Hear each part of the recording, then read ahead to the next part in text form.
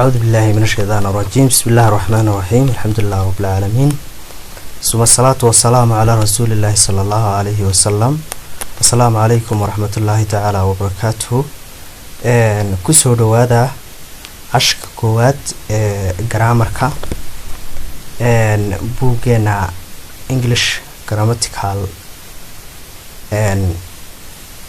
aynu ugu talagalnay oo aan caawa halkan videogiisii koowaad aan ka bilaabi doono insha Allah. Grammarka marka laga hadlayo, grammarku wuu macnayaal badan yahay, laakiin macnaha saxda ah ee loo yaqaano grammarka marka xagga luqadda Englishka laga eegayo macnihiisu waxa weeye waa naxwe ayaa loo yaqaanaa, oo waxa weeye luqadda say isugu xirmaysay ayaa maxay tahay markaa ayuu sifaynayaa. erayadu say u kala galayeen positionada ay u kala qaadanayeen ayuu maxay tahay ka waramayaa. marka grammarku muhiimadda ugu weyn uu xambaarsan yahay waxa weeye erayadu ayuu sifaynayaa, meeshay ka kala yimaadeen ayuu kala macnaynayaa, isagoo u kala dhigdhigaya midmid xabadna isu dul taagaya, kana bilaabaya meelaha ugu muhiimsan isla markaana geenaya meelaha ugu marka maxay tahay fudud xagga grammar ahaan marka la eegayo. grammar ahaan marka laga hadlayo maaha luqadda sida loogu hadlayo in lagu barto, oo qofku markuu luqadda si fiican u barto ayuu grammarka u dhigan karaa, waayo wuxuu ka qaadayaa maxay tahay confuse iyo waxyaabo kale oo marka maxay tahay hawl badan keeni kara ayuu ka qaadayaa. laakiin arday ahaan marka hore waxa la doonayaa inuu yahay arday ka dhisan xagga luqadda, speaking ahaan si fiican u dhisan, writing ahaan si fiican u dhisan, sidoo kale reading ahaana aad iyo aad ba u fiican, speakingkiisuna uu yahay well, markaas ayuu baran karaa maxay tahay grammarka. laakiinse haddaanu markaa speakingkiisa iyo readingkiisu aanay fiicnayn, waxa weeyaan grammarku wuxuu ka qaadayaa maxay tahay confuse iyo problem aad u fara badan. ardayda badiyaaba waxay soo celceliyeen su'aal ah grammarka ayaan rabnaa inaanu barano, waxayna u haystaan grammarka inuu yahay luqadii oo sida loogu hadlayo in lagu baranayo. ma lagu baranayo taa, waxaa lagu baranayaa grammarka erayadani xaggay ka yimaadeen, xaggayse u socdaan ayaa lagu baranayaa. waxaa lagu baranayaa ereygani booskeebuu leeyahay, keebuuse ka yimi ayaa lagu baranayaa. marka grammarku xaaladiisu waa nooca. okay, marka grammarka qeexida kala duwan baa la siiyaa. ugu horreyn inagu waxaan ka bilaabaynaa muxuu yahay grammarku.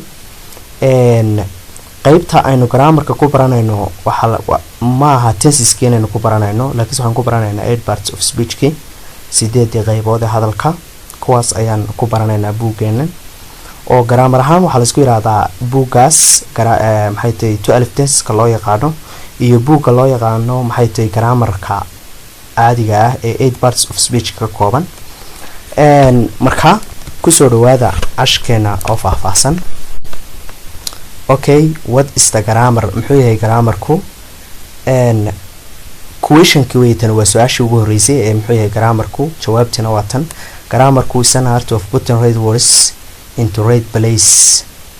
grammarku waxa weeye waa erayo la dhigo meelo saxa iyaga oo saxan. markaa ereygu marka hore waa inuu saxan yahay, meesha la dhigayana waa inay maxay tahay saxan tahay. grammarka sidoo kale marka la qayaxayo waxaa lagu qayaxaa grammarku inuu yahay is the key of every language. furaha luqad kasta lagu furo inuu yahay ayaa lagu qayaxaa. sidoo kale grammarka waxaa lagu qayaxaa grammarku is the rule of the language. waxa weeyaan waa ruleka luqadda weeye.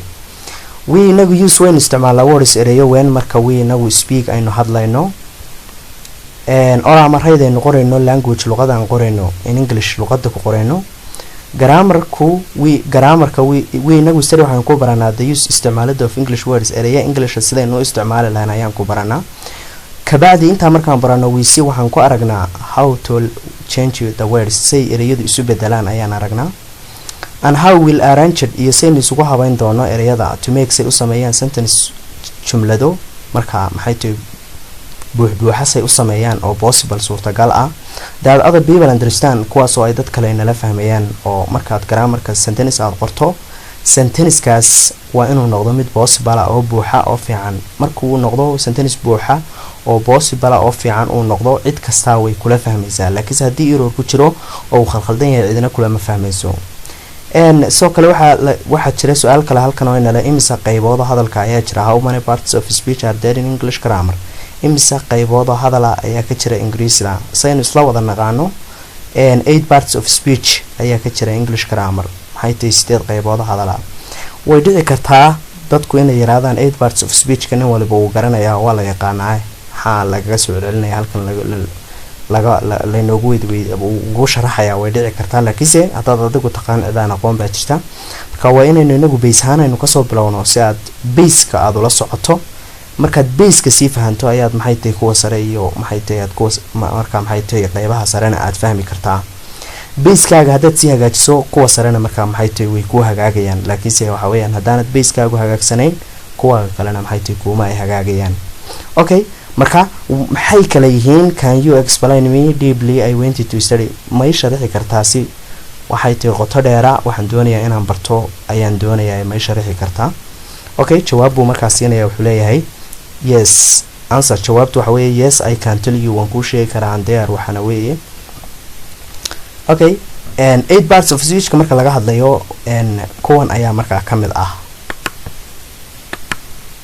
okay, waxa ugu horeeya noun. kiiba ugu horeeya waa magaca weeye ayaa la yiraahdaa noun. pronoun baa ku xiga oo waa magaciyaal ayaa loo yaqaanaa English ahaan. adjective waxa weeye waa sifo ama waa sifeeye ayaa loo yaqaanaa. verb-ka ayaa ku sii xiga oo waa fal ama waa ficil ayaa loo yaqaanaa. adverb-ki oo fal gargaare ayaa ku xiga. conjunction waa xiriiriye ama waxa weeyaan waa isku xire laba sentence ayuu isku xireeyaa. inagoo arki doonaa maxay tahay mid walba isagoo example-kiisa wataana waan arki doonaa. preposition meeleey ama boos dhige. interjection waxa weeyaan waa la yaab ama waa cajiib. marka examples about 8 parts of speech ayaan halkan maxay tahay ku marka maxay tahay waxa ku leeyahay marka examples tusaalayaal aad ku saabsan 8 parts of speech sideeda qaybood hadalka iyo loo atbilow xagga hoose balka eeg. marka 8 parts of speech ki oo kooban ayaa marka halkan lagu soo gudbinayaa. marka intan marka digato kullu ahaan waxa weeyaan 8 parts of speech waa taqaanaa. concept ahaan inaad maxay tahay si fiican u taqaano grammar oo dhan ayaa fiican, laakiin intana waxay ka caawinaysaa inaad aad si fiican u si fahanto maxay tahay qaybihii hadalku uu qaybsamayay. okay, noun-ka ugu horeeya dangarad is a famous school. dangarad is famous school waxa weeyaan waa school caana weeye. dangarad marka is a noun waa magaci weeye dangaradaasu. pronouns magaciyaalku he isagu speaks wuxuu ka hadlaa Somali language luqadda Soomaaliga. he-daasi is a pronoun waxa weeyaan waa magaciyaal weeye he-daasu. okay, adjective sifadii she iyadu is a beautiful waa mid qurux badan weeye. iyadu way qurux badan tahay. beautiful ereyga beautiful is a adjective ayaa sifa ah. verb they iyagu are making waxay sameynayaan practice wada sheekaysi. ereyga making is verb waxa weeyaan waa verb weeye. adverb-ka our teachers macallimiinteenu are very generous waxa weeyaan waa macallimiin aad u deeqsiina. ereyga very is a adverb waxa weeyaan waa adverb-ki weeye ereygaasi. conjunction waa xiriiriye wasayn hore usoo sheegnay ama isku xidha weeye. what is different between peace and war? waa maxay farqiga u dhaxeeya nabadda iyo dagaalka u dhaxeeya muxuu yahay? antaas ayaa isku xidhay. marka antu is a conjunction waxa weeyaan waa isku xidhe. preposition-ku waa meelay de iyagu are going waxay u socdaan home guriga. to-daasi is a preposition waxa weeyaan waa preposition. interjection dear what is wrong with you? maxaa kaa khaldan maanta? iyo daas ayaa is a interjection waxa weeyaan waa interjection iyagu weeye waa la yaab. okay, haddaba noun magaca ayaan ka bilaabaynaa chapter 1 cashkeena maxay tahay chapterkiisa koowaad. waa buuggii maxay tahay grammarka ahaa. waxaan ka bilaabaynaa chapter 1 question what's the noun? muxuu yahay magaca baan ka soo hadalnay.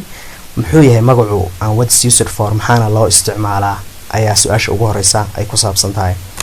okay, answer jawaabtu waxa weeye noun magacu is a name waa magac.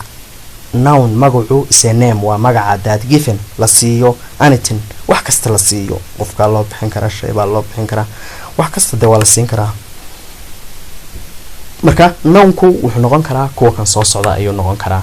noun for a person or place inuu magaca la siiyo maxay tahay qof ama meel la siiyo. noun for a maxay tahay people in magaca dad loo bixiyo ayaa la oran karaa magaca ayaa ka koobmaya noun for a thing in magaca shay la siiyo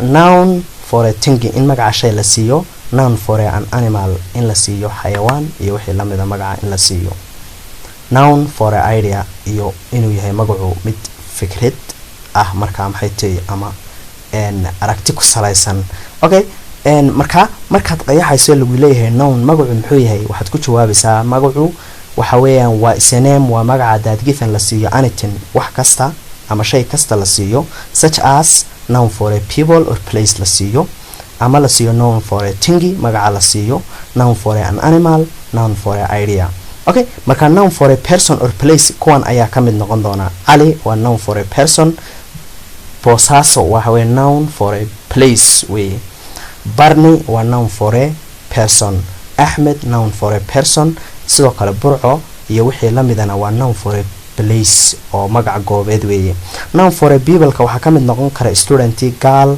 boys men mothers and etc ardaygi gabadhii wiilashii nimankii hooyooyinka magacyadood iyo wixii la mid ah noun for a thing ayaa meesha soo gelaya isna oo noun ashyaa ama shay la siinayo ben baa kamida shoe kabti baa kamida qalankii buugi tamaashiirtii iyo ushii iyo wixii la mid ah oo dhan ayaa la oran karaa waa noun for a thing noun for an animal ayaa jira oo cat bisadii lion libaaxi tiger shabeelkii fox bird snake daawadii iyo shimbirtii iyo maski ayaa la oran karaa waa noun for an animal marka xayawaan ahaan loo soo qaadanayo noun for an idea ayaa jira peace nabada oo kale discussion in la doodo development horumarkii conversation iyo wada sheekaysiga iyo wixii la mid ah etc ayaa loo yaqaanaa maxay tahay noun for an idea marka kuwaasi waxa weeyaan waa noun waa magaca weeye ayaa laga hadlaya isaga iyo example-kiisaba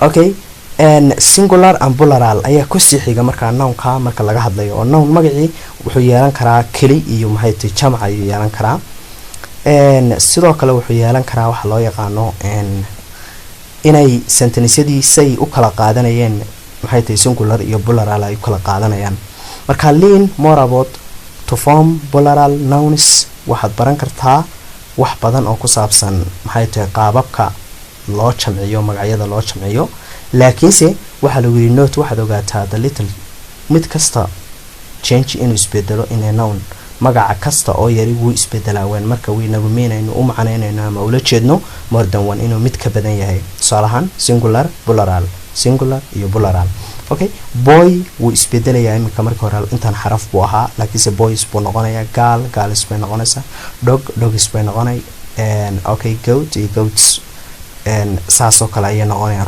rooms mid walba marka plural jamca kasta waxaa raacaysa s ayaa raacaysa boy waxaa raacday s girl gabadhi s baa raacday girls bay noqdeen gabdho marka horena boy wheel boys wheelan dog a dogs a goat waa ridi goats riyihii bay markaan room qolkii rooms qolaalkii table miskii tables misaskii house gurigii houses guriyihii chair kursigii chairs kuraasidii haddaba what's the difference waa maxay farqiga u dhaxeeya in the grammar markaynu joogno grammarka we call this difference of numbers waxaynu ku dhawaaqnay nambaro kala duwan ayaan ku dhawaaqnay there waxaa jira two numbers laba number ayaa jira oo there ayaa jira in English grammar English grammar ka jira and there waxa weeye singular numbers in kali ahaan shayga loogu dhawaaqo numberada tan iyo in plural ahaan loogu dhawaaqo haddaba noun nis magacyada daadmeyn oo macnaheedu yahay only one kaliyato inay yihiin mid scholar waxa la yiraahdaa singular numbers baa la yiraahdaa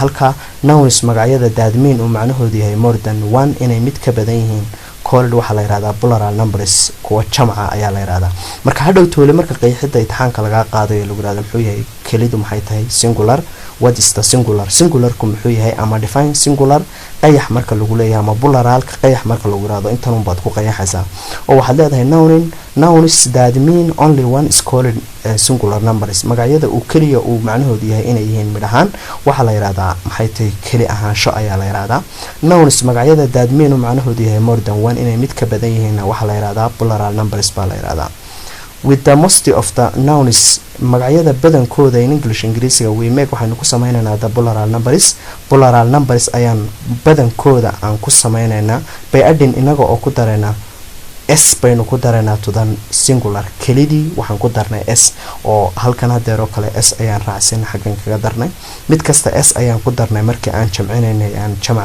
aan ka dhigaynay okay marka cashkeena caawa halkaas ayaan ku joojinaynaa videogu iska kooban yahay halkaas aan ku soo gabagabeynayaa marka la socod wanaagsan cashkan xiga intaynu kan kala ku kulmi doono aad iyo aad ayaan idinkaga mahadcelinayaa dhageysigeena waa mahadsantihiin 100% assalaamu calaykum waraxmatullaahi tacaala wabarakaatuhu nabadgelyo